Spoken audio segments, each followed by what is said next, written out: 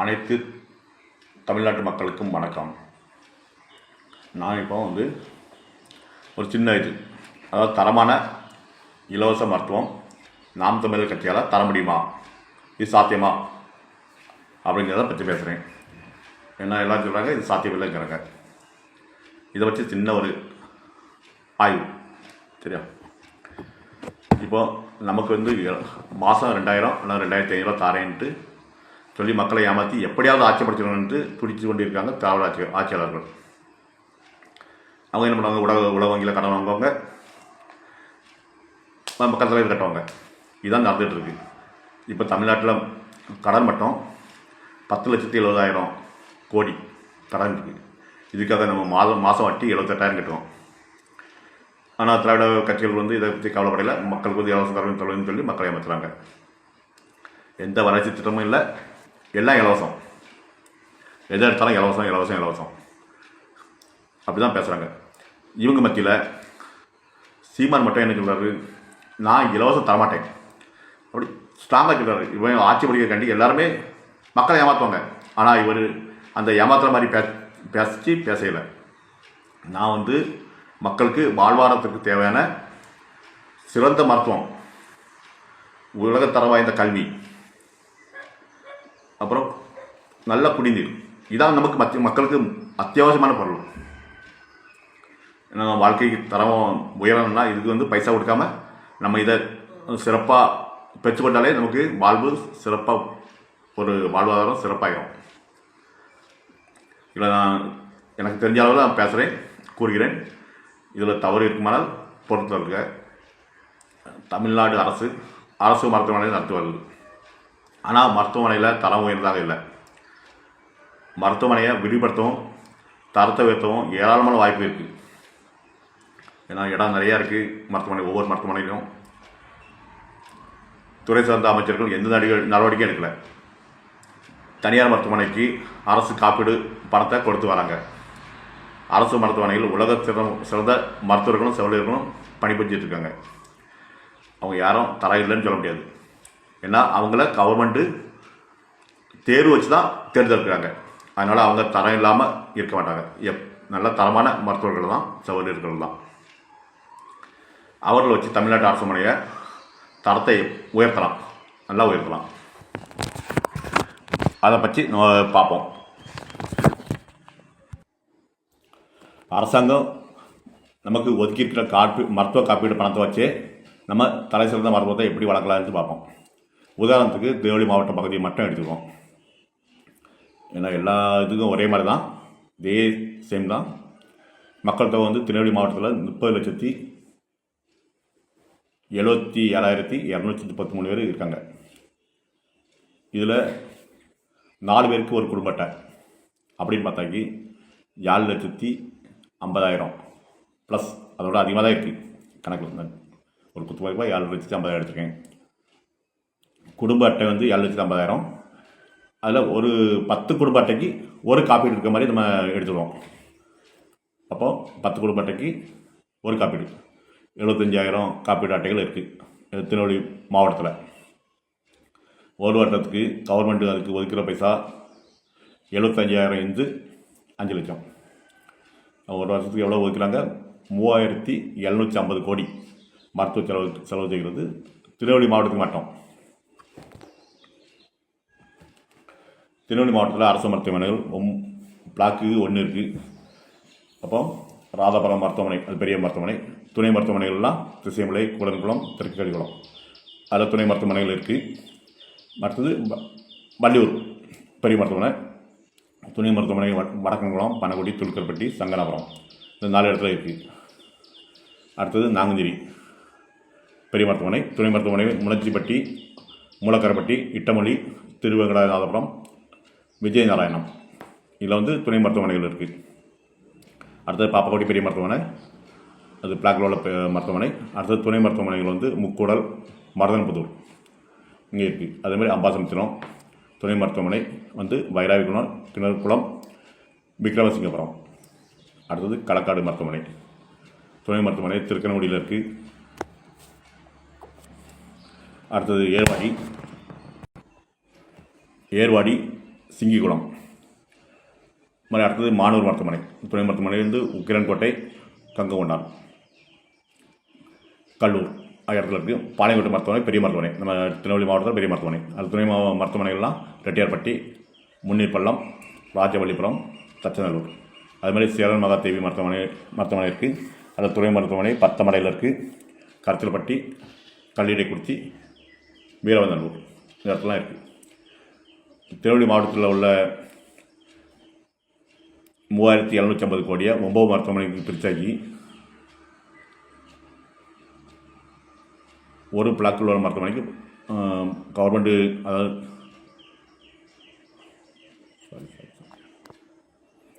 இப்போ திருநெல்வேலி மாவட்டத்தில் 3750 கோடி ஒதுக்கியிருக்காங்க. அதை நம்ம 9 மருத்துவமனைக்கு பிரிச்சாக்கி ஒரு பிளாக்கில் உள்ள மருத்துவமனைகளுக்கு 416 கோடி கவர்மெண்ட்டுக்கு கொடுக்குற மாதிரி இருக்குது, ஒதுக்கியிருக்காங்க.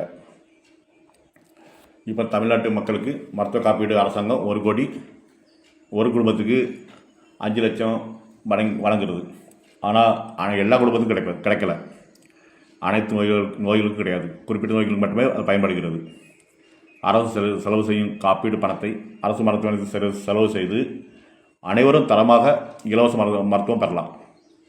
இதை தான் அன்னை சீமான் சொல்கிறாங்க. நான் இப்படி பண்ணுவேன், விரிவுபடுத்துவேன். ஒவ்வொரு பிளாக்கிலும் உள்ள மருத்துவமனையை விரிவுபடுத்தி உலகத்தரம் வாய்ந்த உபகரணங்களை வாங்கி சிறப்பாக செயல்படுத்தி மக்களின் பொருளாதாரத்தை பாதுகாப்பேன் அப்படிங்காங்க. இப்போ ஆண்களும் பெண்களும் நோயின் அறிகுறி தெரிஞ்சாலும் மருத்துவமனைக்கு போனாக்கி 1 லட்சம் 2 லட்சம் செலவாகுமே அப்படின்னு பயந்து நோயோடு வாழ்கிறாங்க. ஏன்னா அவங்களுக்கு பொருளாதாரம், நம்ம மருத்துவமனையில் படுத்துட்டாக்கி நம்ம வீட்டில் உள்ள பொருளாதாரம் பாதிக்கப்படும் அப்படின்ட்டு அவங்க தெரிஞ்சு அவங்க நோயோடு தான் தெரியாங்க. நிறைய பாதி பேர் நோயோடு தான் தெரியாங்க. எனக்கு ஆஸ்பத்திரி பண்ணோம்னா செலவு, நம்ம குடும்பத்தை பார்க்கணும், பிள்ளைகளுக்கு கஷ்டம் அப்படின்னு யோசித்து நிறைய பேர் நோயோடு தெரியுறாங்க. இவங்களுக்கெல்லாம் சீமான் அண்ணன் உயர்தரமான இலவச மருத்துவம் ஒரு வரப்பிரசாதம். இதை யாருமே மறுக்க முடியாது. இப்போ சீமான் சொல்கிற மாதிரி இப்போ ஒரு பிளாக் ஒரு பெரிய மருத்துவமனைக்கு எம்ஆர்ஐ ஸ்கேனு வேணும்.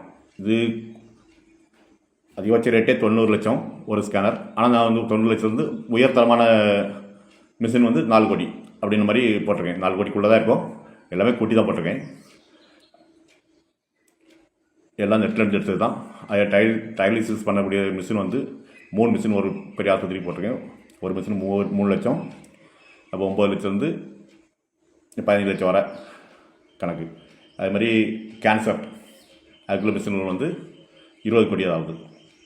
அடுத்து இதயம் சம்மந்தப்பட்ட நோய்க்குள்ள மிஷின் 2 கோடியிலேருந்து 5 கோடிக்கு வர இருக்குது.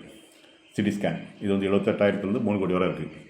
எல்லாமே ரேட்டை 3 கோடிலாம் ரேட்டு அதிகம், அதுக்கு கம்மியே இருக்குது. அதுக்கு தேவையான பொருட்கள்லாம் அதிலே அடக்கின மாதிரி பண்ணியிருக்கோம். எக்ஸ்ரே 6 லட்சத்துலேருந்து 10 லட்சம் வரை போட்டிருக்கோம்.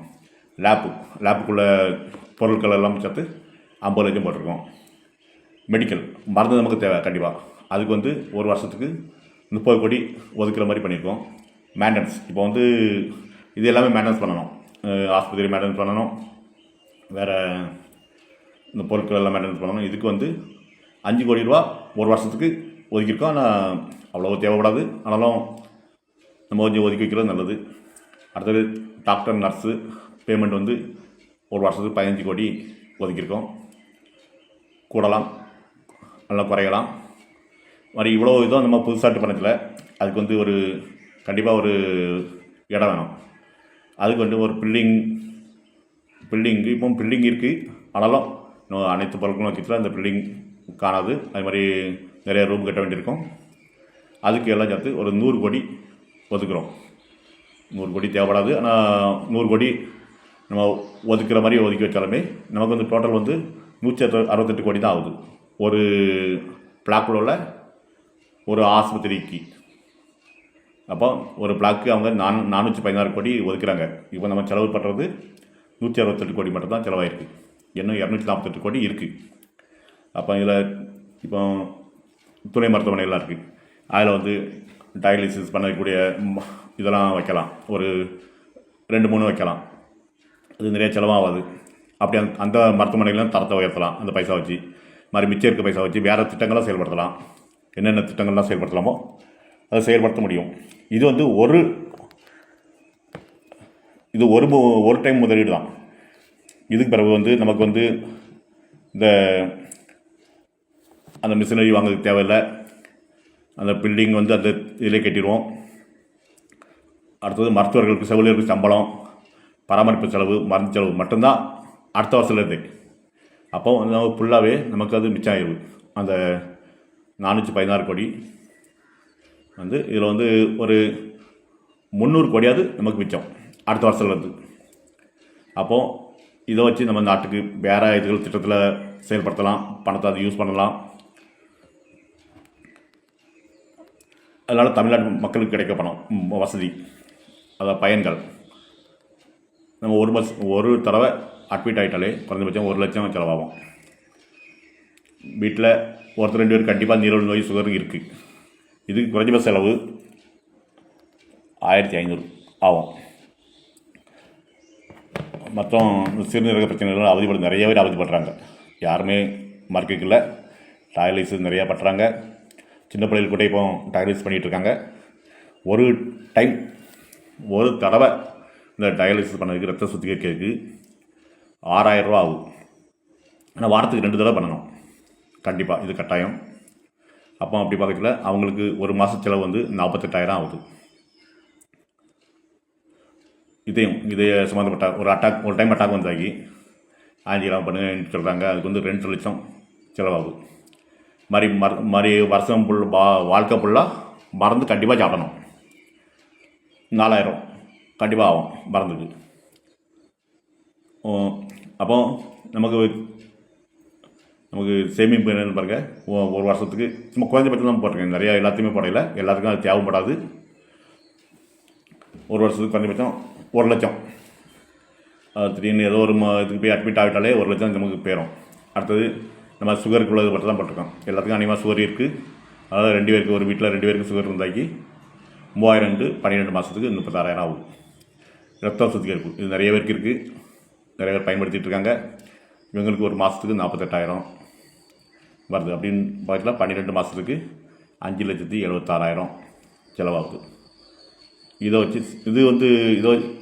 இப்படிப்பட்ட தேவைப்பட்டவங்களுக்கு கண்டிப்பாக 7,12,000 சேவிங் ஆகுது. இது எல்லாத்துக்கும் இல்லை, ஆனாலும் நிறைய பயன்படுத்துகிறாங்க. ஆனால் நம்ம எப்பவும் நமக்கு வராது, இது நமக்கு தேவையில்லை அப்படின்னு யாருமே சொல்ல முடியாது. எப்போ என்ன நோய் வரும்னு யாருக்கும் தெரியாது. இப்போ நோய் நல்லா கஷ்டப்பட்டுருக்கவங்க வந்து தைரியமாக அரசாங்க ஆஸ்பத்திரியில் போய் ட்ரீட்மெண்ட் எடுத்துக்கலாம். ஏன்னா தரம் வாய்ந்த மருத்துவ பொருட்கள் இருக்குது. அதனால் எந்த பயமும் இல்லை, செலவு கிடையாது. பக்கத்தில் நம்ம ஊர்கள் பக்கத்துலேயே நமக்கு வந்து பிளாக்குகள்லாம் இருக்குது. அந்த பிளாக்கு மருத்துவமனையில் போய் நம்ம ட்ரீட்மெண்ட் எடுத்துக்கலாம். யாருக்குமே எந்த ஒரு செலவும் இல்லை, அலைச்சலும் இல்லை, ஈஸியாக இருக்கும். அமைச்சர்கள் தரமாக உயர்த்ததுக்கு மருத்துவர்களையும் செவிலியர்களும் பயன்படுத்திடணும். ஏதோ தவறு செய்யறதுல கொஞ்சம் தண்டிச்சும் பண்ணாங்கன்னாக்கி மருத்துவமனை சிறப்பாக செயல்படும். சிவனண்ணன் இலவச மருத்துவத்தால் ஒரு குடும்பத்து வருமானம் சேமிக்கப்படுகிறது. இதனால் வாழ்வாதாரம் உயர்மா இல்லையா? நீங்களே சிந்திங்க, செயல்படுங்க. நாம் தமிழர் கட்சிக்கு வாக்களிங்க, விவசாய சின்னத்துக்கு வாக்களிங்க. இதை வந்து நம்ம பயன்படுத்திடுவோம். நம்ம வந்து மக்கள் வந்து இலவசத்தை வாங்கிட்டு நம்ம ஒன்றுமே செய்ய முடியாது. இலவசம் தாராங்கன்ட்டு மகளிருக்கு வந்து 2000 இலவசம் தராங்கன்னு வச்சுருக்கலாம். மொத்தம் 1,31,00,000 மகளிர் இருக்காங்க. அவங்க அவ்வளோ இருக்குது, தகுதி இருக்குது அப்படின்ட்டு கவர்மெண்ட்டே சொல்லியிருக்கு. இவ்வளோ பேருக்கு நாங்கள் கொடுத்துட்ருக்கோன்ட்டு. அப்படி கணக்கு பார்த்தாக்கி ஒரு மாதத்துக்கு 2,620 கோடி கொடுக்குறாங்க. இதில் வந்து நமக்கு வந்து என்ன பிரயோஜனம்? ஒரு பிரயோஜனம் கிடையாது. இதில் வந்து நம்ம மிச்சம் இருக்க நமக்கு ஒரு மாதம் செலவு இதை வச்சு பார்க்கல.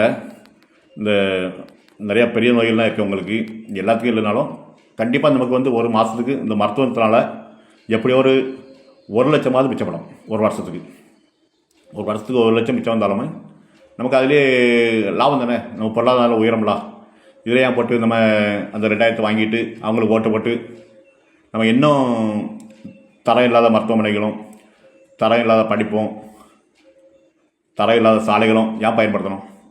நம்ம பைசா வேண்டாம், எங்களுக்கு இலவசம் வேண்டாம் அப்படின்னு சொல்லி இலவசம் தராமல் யார் தரத்தை உயர்த்த நினைக்கிறாங்களோ அவங்களுக்கு ஓட்டு போட்டு நம்ம தமிழ்நாட்டு தரத்தை நம்ம உயர்த்துவோம், நம்ம வாழ்வாதாரத்தை நம்ம உயர்த்துவோம். இது ஏதோ தவறு இருந்தால் பொறுத்துக்கிடுங்க.